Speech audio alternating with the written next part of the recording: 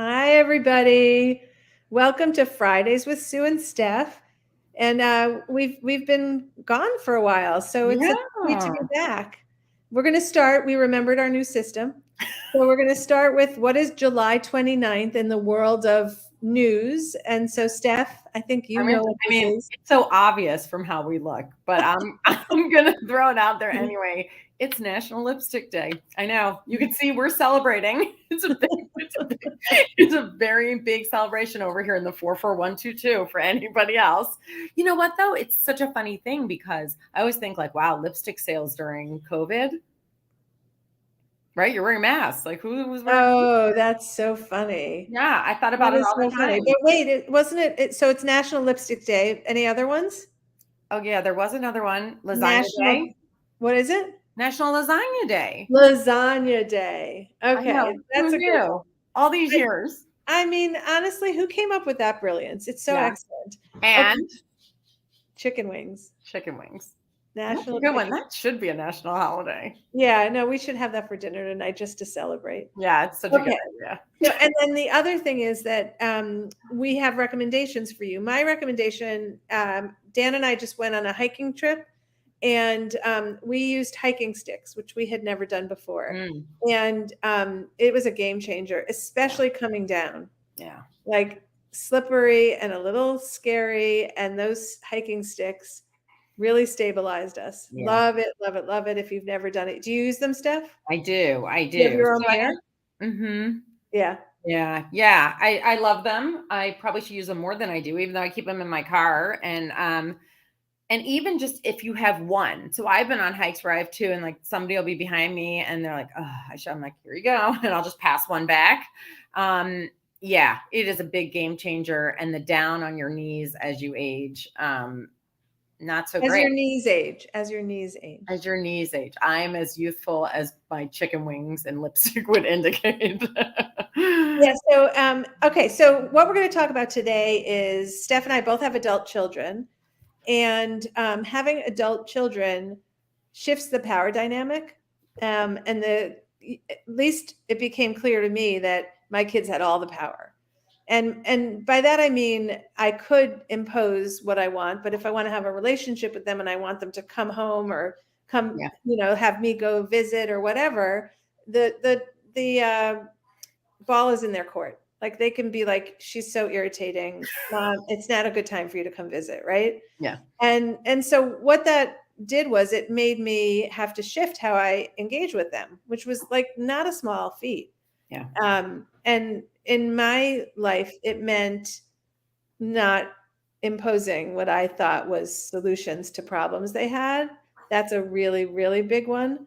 And it, turns out to kind of be a good thing to do even when they were younger, I think.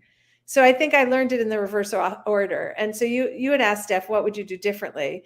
And I feel like maybe with some caveats, like we are there to teach our kids when they're Yeah. younger, but a lot of it is about empowering them to move forward with the life that's theirs. Yeah. So that's my first one. I've had to not jump into a story with a solution. How about you? Yeah. So the thing I wrote down was this, giving them this sense of autonomy, but how do you give the guardrails? Like when they're little, I agree with that because if I could take everything from now and apply it, but it's not realistic because you feel like they're still being baked and you're still trying to put those rails in place. But I've wondered if it's almost like taking a breath or taking a step back. Like how many times I know we've talked to so many experts where there's a situation and we ask the expert like, well, how do you even come up like with a punishment for that? They're like, well, you should ask your kid because they'll often come up with something much more severe than you would have.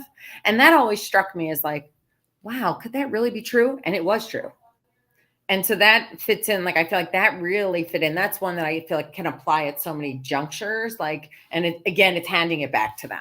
So I always picture putting it back to them, right? Like literally being like. So I guess my visual is not taking it from them. Same, right. They don't want me in that story unless they specifically ask. They are really very clear about not wanting that. So the next thing, which I came to Wait, before you move on, hold that for yeah. 1 second. I think that's a great point, is that they do get clearer. And either because maybe, I don't know if it's, I think you and I are similar in this, like we've conditioned, like, wait, are you asking for my help? Like, I'm not sure. I just want to be clear. So I feel like mine have gotten clearer, like, hey, no, I'm asking you, or I'm just telling, So anyway, go ahead. Yeah, Sorry. like I'll often, if I get a call and that starts with, "Can I get your opinion?" Yeah, That's that's very good. different than, "You're not gonna believe what just happened today," right? Totally.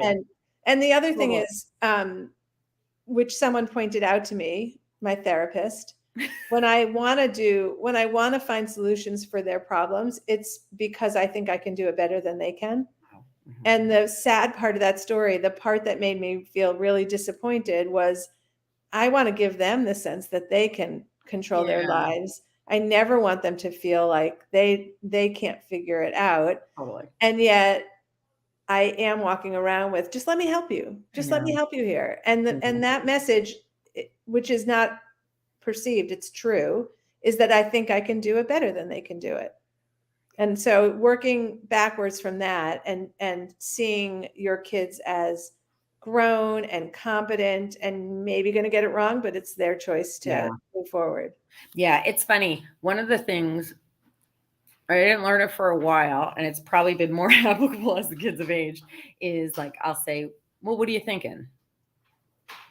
Because one is a little bit of a space filler, and I'm also trying to see, like, well, where is their head on that? Like, Yeah, and that's a great line. yeah, Yeah. like, what are you thinking? And also it allows for them to say, well, I'm asking you what you're thinking. Right. Exactly. So it kind of works with Exactly. everything. Yeah.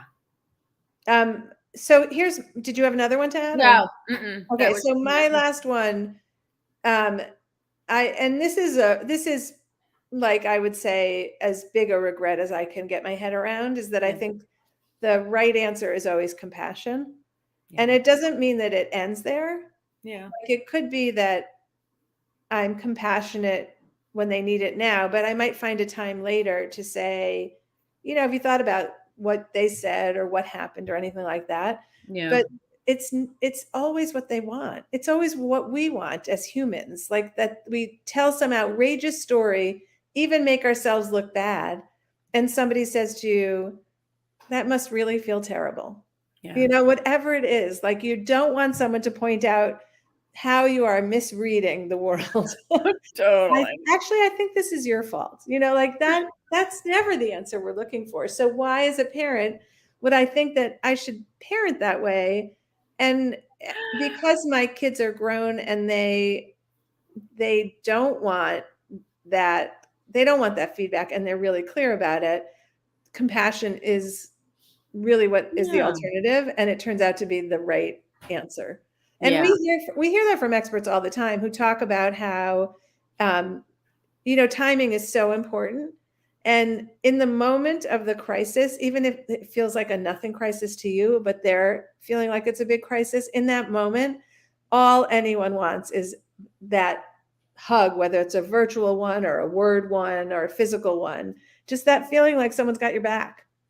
Yeah, it's funny. I just had this experience. I didn't remember it till just now, with one of the kids, where they were doing something. And I remember thinking, the kid didn't say, this is really hard, but I knew it was going to be really hard. And I said, like, the night before, I shot a text over, and I just said, I know it's going to be really hard. I'm thinking about you. Like, so Okay, as far as they get here's what Grandpa Jerry says. He says validation. That would be it. yeah. And you have learned that also in your years of parenting. Yeah. And I guess I'm going to add one more, which I think about, how do you write an article about this? But if we could start out parenting with "I'm sorry" as a default for us. It's so good. And first of all, it's important for our kids to learn how to say it. Totally. Yeah. But also, even when I'm not sure why I'm saying it, like I don't actually think I did anything wrong, I see that it opens up a conversation that I wanted to have. Like, I was Yeah. looking for that conversation, and I stumbled in getting there inadvertently or whatever reason. And "I'm sorry" is just, I don't know. It's foolproof. It is No, foolproof. I know. So It- I would say, like, those are lessons learned with older kids for me. Yeah. And I think back and think they should be how I parented throughout their childhood. I know, but it's so the only other thought I wrote down was like, as adults, like there is this sense, because it's true, that they're already baked in who they are. And so if I think of this like with grandparents, where like the grandparent role, like they come, all they have to do is love them and that's it. But it's kind of the same role as us, but we have this extra layer of trying to like, I want them to be good people and I want them to know, like, you say you're sorry when something goes wrong. You say you're sorry when something didn't go wrong. It's not your fault, right? Like you're trying so hard to put all these values in place. And I always think like the grandparent role is so awesome because they just get to love them. Well, they also get to give them back, but They well, no, exactly. but the thing about what I've learned with adult children isn't compromising the shaping of my kids or the kind of mentoring of my kids. It's just differently. Yeah. It's engaging them in a loving conversation instead of, like when you said before, what's the punishment? Like we're so much less about punishment, and even consequence is something of just a replacement for the word punishment. But what if it was about educating? Like, yeah. It doesn't seem like that went well, which wouldn't be your first response. Maybe your first response is, wow, that really sucks that, you seemed like you worked so hard and you didn't get the job, or whatever, fill in the blank. But maybe afterwards, there might be a time where your kid comes to talk to you and what you say is, you seem to really want to be doing this. Is there something you think you could do differently? It's possible there isn't, and you just didn't get what you wanted. But so there are opportunities, but it's not in this way like, well, of course you didn't get it. You didn't work that hard. Right? Like, yeah, because that goes over so well. Right. yeah, but it's certainly something that came out of my mouth in the years of parenting, well, why don't you try harder? Like, yeah, that's a motivator. That it's such a conversation opener. Yeah. Yeah. Anyway, anything else, Steph? We're so smart. We're so smart all these years later. Well, I mean, the truth is you do have to go and stumble along the way, and Oh we my God. all will always do it. There's no way around it. But when our kids tell us very, very clearly what relationship they want with us as they get older, it's easier to look back and say, I think that would have worked all along. Yeah. I'm not saying I did it, but no, but right. Like, Yeah. could I have made room? That could have been a whole other lane of this relationship. Yeah, I mean, at the end of the day, what we want is relationship. Totally. That's our, like, you and I both are so clear that that's our North Star. So anything that kind of gets in the way of that, it's like, Yeah, what's get rid of the it. better way? Yeah. All right, everybody. Thanks for being here. Jerry, thanks as always for jumping in the comment. And I think we'll get to see you next week, right? Yes, we will. Oh no, we have to talk about that. Maybe. Unclear. We might see you next week. All right. Take care. Have a good weekend, guys.